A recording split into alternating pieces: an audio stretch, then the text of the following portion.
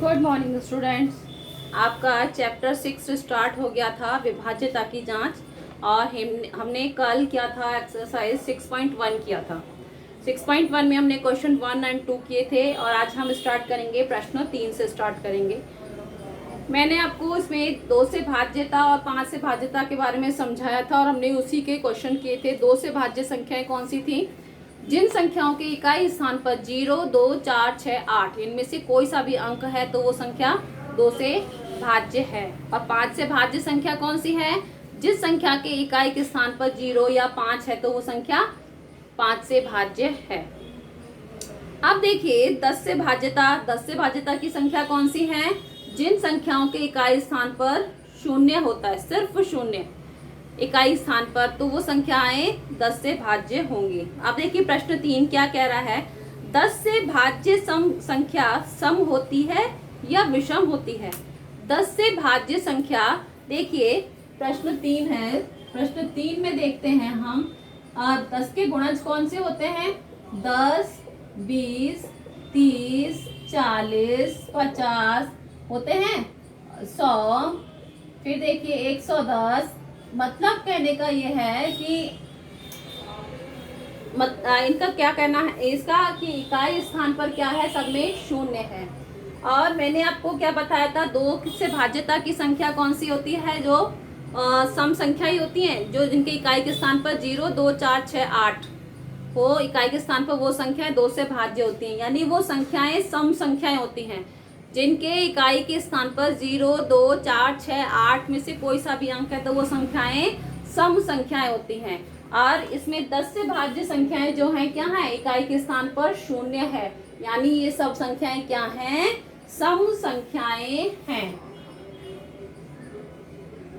आदि, है ना? आदि संख्याएं सम संख्याएं, आदि सम संख्याएं हैं। सम संख्याएं हैं। समझ में आ गया?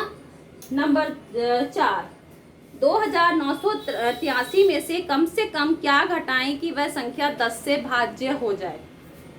तो इसमें क्या होगा? प्रश्न 4 है ये।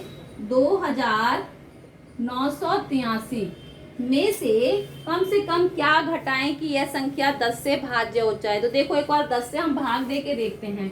2983 को हम 10 से भाग देते हैं। 10 दूना 20, 9 आए, अब 8 नीचे लेंगे।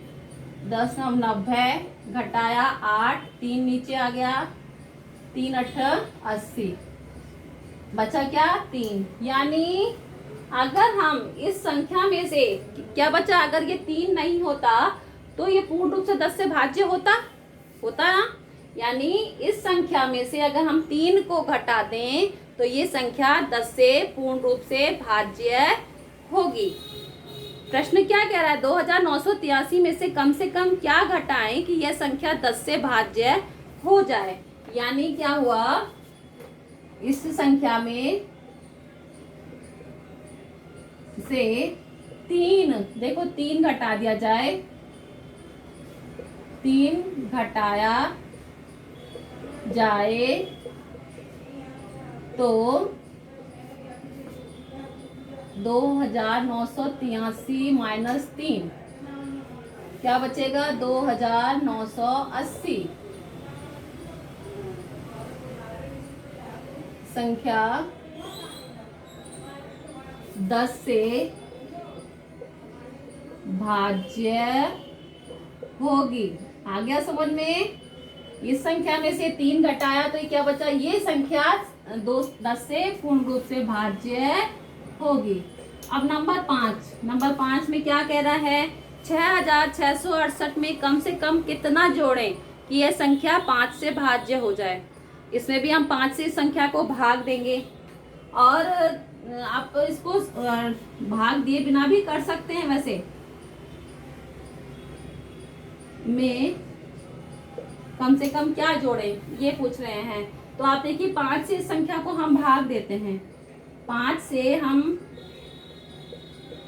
भाग देते हैं देखो 5 एकम 5 घटाया, ये आ गया 5 3 15 घटाया 1, 5 3 15 1, 8 आ गया, 5 3 15 घटाया क्या बचा 3, इसमें भी क्या बचा 3।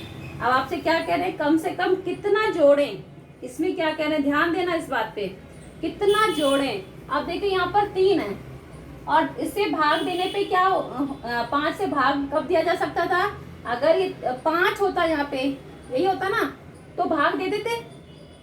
तो यहाँ पे 3 में क्या जोड़ा जाए 2, 3 में 2 जोड़ेंगे तो 5 हो जाएगा।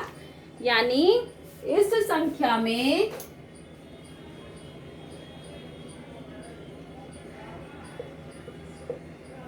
+2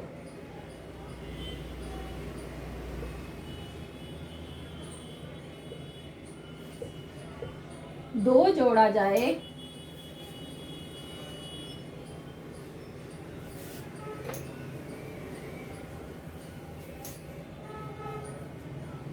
में 2 जोड़ा जाए तो यह संख्या 5 से भाज्य होगी। संख्या 5 से भाज्य होगी। आ गया समझ में। फिर है प्रश्न 6।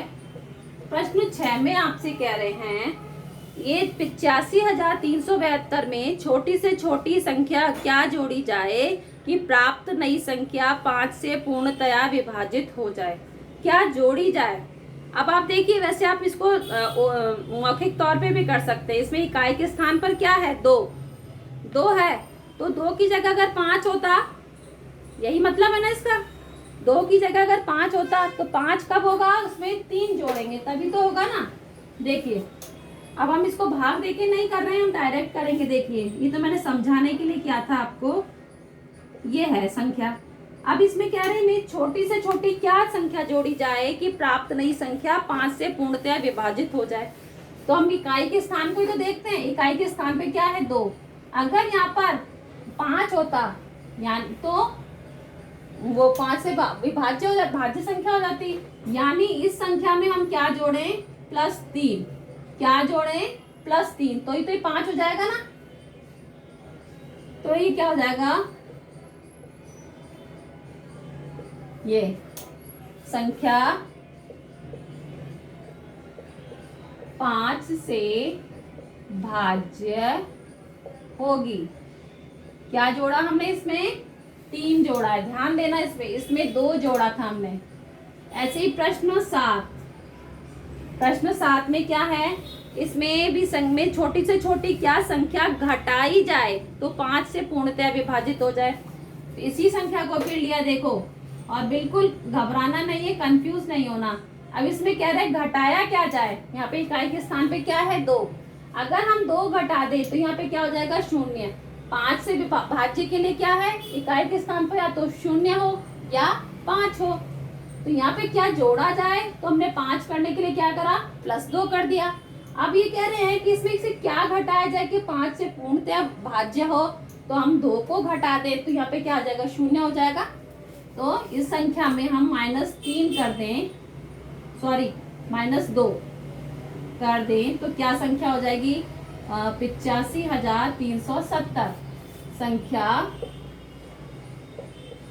5 से भाज्य होगी। तो आया समझ में आप लोगों को क्या करना है। ये प्रश्न 3 से लेके 7 तक ये प्रश्न आपको आपकी नोटबुक में कंप्लीट करने हैं। आपका होमवर्क क्या है, do question 3 to 7 of exercise 6.1 in notebook. आपको ये नोटबुक में कंप्लीट करना है। Okay, thank you.